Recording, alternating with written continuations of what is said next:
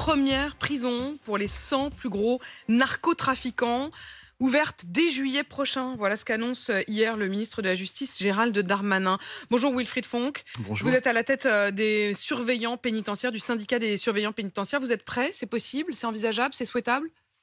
Écoutez, en tout cas, il est dans la continuité de ce qu'il a annoncé depuis la période Noël-Nouvel An. On savait déjà qu'il souhaitait effectivement regrouper ces narcotrafiquants au sein d'une même structure pour justement avoir une prise en charge un peu adaptée. Nous, effectivement, on est finalement dans la droite ligne des revendications de l'UFAP, puisque depuis 30 ans, on demande à ce qu'on différencie les détenus, à ce qu'on différencie les établissements pénitentiaires en fonction de leur profil pour justement pouvoir adapter cette prise en charge pénitentiaire et carcérale. Aujourd'hui, on y est sur les narcotrafiquants. Alors, il ne faudrait pas que la solution proposée, finalement, devienne un problème, parce que c'est vrai qu'en quoi ça pourrait se transformer en problème? c'est-à-dire qu'à la fois, il ne faut pas se focaliser uniquement sur les narcotrafiquants, parce qu'il n'y a pas que eux en prison, il n'y a pas que eux qui posent des difficultés de gestion, bien au contraire. Et puis, d'un autre côté, en termes de calendrier, il est évident que le 31 juillet, ça fait quand même assez court. Alors, on a l'habitude des annonces politiques et derrière, on se dit de toute façon, c'est pas grave, l'intendance va suivre. Ouais, seulement aujourd'hui, l'intendance, c'est vous, quoi. L'intendance, c'est les personnels sur le terrain. Et les personnels sur le terrain, aujourd'hui, c'est de gros points d'interrogation parce que quels moyens on va mettre à disposition? Parce que 4 millions d'euros, certes, c'est une enveloppe budgétaire conséquente. On n'a toujours pas le site qui est retenu aujourd'hui. On ne sait pas laquelle des prisons va devenir la prison spécialisée pour les narcotrafiquants. Voilà, et une fois qu'elle sera effectivement annoncée, derrière, il va falloir mettre en route l'ensemble de ces travaux de sécurisation, quoi qu'il en soit. Ensuite, derrière, on nous annonce à demeure des équipes d'ERIS, notamment à hauteur de 40 personnels. Ok, d'accord, mais lesquels?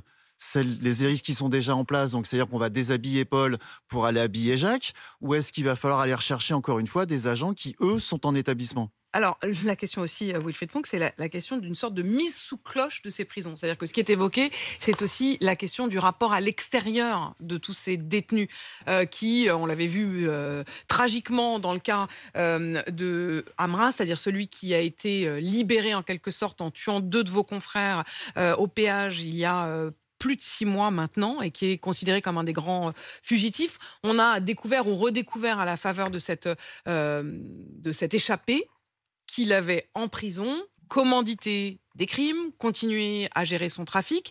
L'idée aussi de cette narco-prison, en quelque sorte, c'est de mettre sous cloche cette prison et qu'il n'ait vraiment plus d'accès à l'extérieur. Est-ce que ça, c'est virtuel ou est-ce que c'est possible? Est-ce que c'est souhaitable? Alors, c'est à la fois souhaitable, oui, possible, effectivement, si on y met les moyens. Et puis, au-delà des moyens matériels, c'est aussi, quelque part, revenir sur certaines dispositions législatives. Je pense notamment à l'article 57 de la loi pénitentiaire de 2009, qui interdit aujourd'hui au personnel de surveillance de fouiller intégralement les détenus à la sortie des parloirs. Donc, comme on n'a pas de ça paraît dispositif dingue. Pardon, de mais séparation, à chaque fois compliqué. vous nous dites ça, c'est vrai que ça paraît fou. Parce qu'on se dit, en fait, on s'est retiré les moyens tout simplement de vérifier qu'ils ne rentrent pas avec des produits, des objets dans leurs cellules. On vous a privé de ce moyen-là. C'est ça, c'est-à-dire que j'ai coutume de dire qu'au final, on nous autorise à planter un clou, mais on nous interdit d'utiliser le marteau pour le faire. Donc c'est un petit peu compliqué. Donc il y a des choses comme ça qui ont l'air d'être simples, mais oui, quand on n'a pas les moyens de pouvoir d'exercer nos missions de sécurité, c'est pas évident. Il y a ce scandale qui a été révélé il y a quelques jours dans la prison d'Osny. Il y a 5 surveillants qui ont été mis en examen pour avoir potentiellement laissé rentrer et fait passer, même livrer quasiment, des téléphones, des consoles de jeux à des détenus contre rémunération. Est-ce que c'est une préoccupation pour vous, la question d'une sorte de corruption à bas bruit de certains de vos confrères ?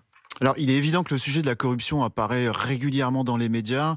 Là, une fois encore, c'est un mot qui avait été utilisé par le procureur de Marseille, notamment. Oui, non, j'entends bien.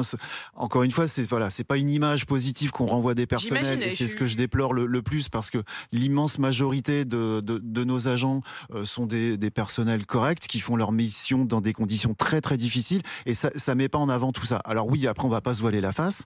Et effectivement, il y a une partie des personnels qui, à un moment donné, met la main dans le pot de confiture. Maintenant, il faut connaître les motivations. Est-ce que c'est véritablement dans l'objectif d'obtenir de l'argent, c'est-à-dire par appât du gain, ou est-ce que c'est aussi dans le cadre de pression, de menaces qu'ils peuvent aussi recevoir de Et l'extérieur? la grande crainte que vous avez effectivement et sur laquelle vous alertez souvent, c'est la menace qui est faite à vos confrères, menace physique sur eux, sur leurs femmes, sur leurs enfants, à qui on dit si tu ne me donnes pas ça, si tu ne me fais pas passer ça, je sais où habite ta femme, je sais où habitent tes enfants. Voilà, c'est exactement ça. Alors aujourd'hui, c'est quel levier on peut actionner en termes de prévention, en termes de dissuasion, pour que les personnels, eux, puissent continuer justement à exercer cette mission de sécurité, cette mission de force de justice, parce que quelque part, c'est ce qu'on est.